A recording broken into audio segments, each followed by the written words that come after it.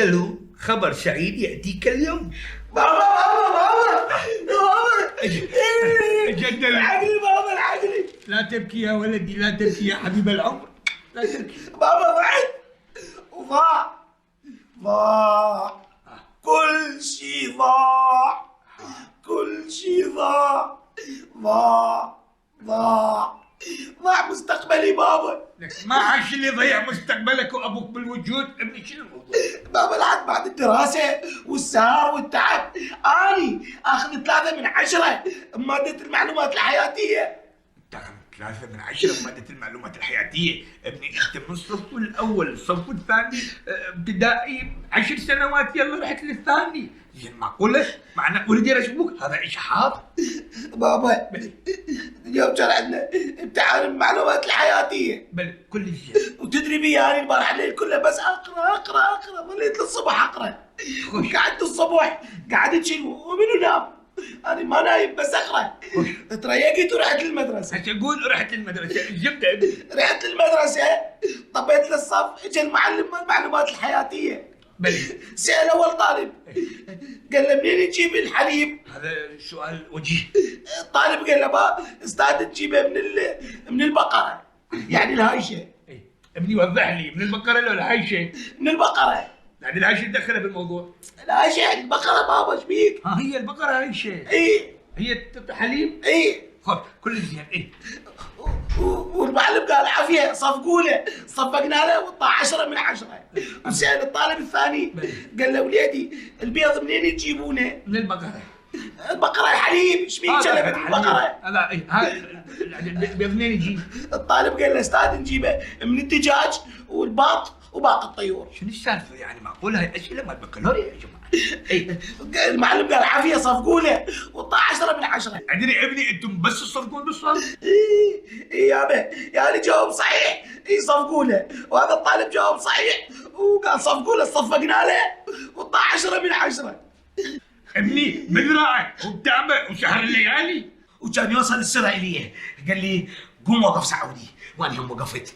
انا وقفت كان يضربني راشدي. هلا يعني المدرس قال لك قوم اوقف، انت وقفت ضربك راشدي. ليش ضربك راشدي؟ قال لي مو اقول لك قوم اوقف احترمني اسمع كلامي. قلت له والله استاذ انا واقف.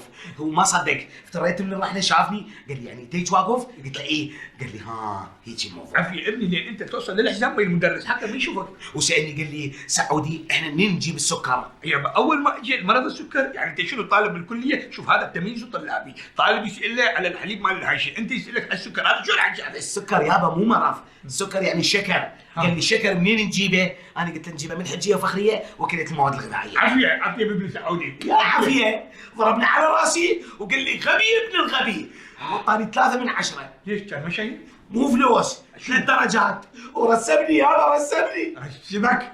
أنا أبوك يا قاع أخذيني وطميني، أو بالأحرى أخذيني بس لا تطميني، لأن أنا شفت بحياتي إن هاي خلقتي، شفت بحياتي. ولا يهمك ابني مشينا للمدرسة وشوف أبوك هناك شلون يحترمونه. ولا يهمك مشينا. يعني غير الدرجة؟ غير الدرجة، أنت ماخذ 3 من 10 أوديك للمدرسة إلا خليك تاخذ 13 من 10.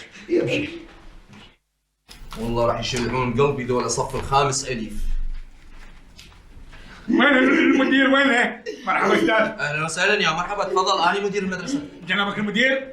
تفضل. أستاذ العفو، أستاذ جينا نسأل على المعلم مال مادة المعلومات الحياتية يمد ايده على ابني، بعدها ما طالع من خطر القاع اللي يمد ايده على ابني هاني. ضربني على راسي. اخذ حقك اخذ حقك. استاذ معلم المادة المعلومات الحياتية يمد ايده على ابني، وابني هذا يعني مثابر مجد يسهر يوميا 24 ساعة للصبح يمد ايده عليه وانا وفقد الوعي ودق الجرس وكلهم حلوا وما اجاني للبيت لانه من وراء جناب معلم من ماده المعلومات الحياتيه مديد على ابني وفقد الوعي. شنو هذا؟ أنت شو تريد هسه؟ تجي نستعين على المعلم مال ماده المعلومات الحياتيه تجي هنا نتحاسبه. أنا معلم مادة المعلومات الحياتية وأنا مدير المدرسة بنفس الوقت. هسه تدز علي. شنو استاذ؟ انت المعلم وانت المدير؟ نعم. شو ست البيت تستاهل؟ شو السالفه؟ يعني انت يعني الصبح مدير والعصر ورا الدوام معلم ما دخل. أخي اهدأ. أنت لو تعرف ابنك تجاوب بالصف كان ما اجيت هالدخله هاي متهجم عليه. جاوب. اخي ابنك سالته قلت له منين يجيبون الشكر؟ تعرف شو يجاوبني؟ جاوبك. ويقول لي نجيب الشكر من حجيه فخريه ام الحصه التموينيه. بشرفك هذا جواب؟ استاذ يعني ادري وش يعني فعلا احنا الحصه بعدنا ما ناقلينها من حجيه فقريه، ابني منين يستلم الحصه؟ من حجيه فخريه. يعني شنو يابا يكذب عليك ابني يقول من غير وكيله على مود يكتبون علينا شغله ويسوون لنا مشكله ويقولون يستلمون من غير مكان من غير مكان، فعلا احنا نستلم من حجيه فقريه، شنو يعني ابني شنو الكذب علينا بعدين تعطي 3 درجات من 10 3 من 10 وينك حكي انا يوميا 15 متكفي هو هذا ايش قد ماخذ هو؟ 3 استاذ من 10 3. انا فرحت مو قلت لك هذه الشركه حتى ال3 ما راح يشوفها وخلي له 0 لذكائه وذكاء ابوه. ابني انا مو قلت لك لا تزعل لي يعني كلهم يحترموني يا امشي يا الله. حجيه فخريه.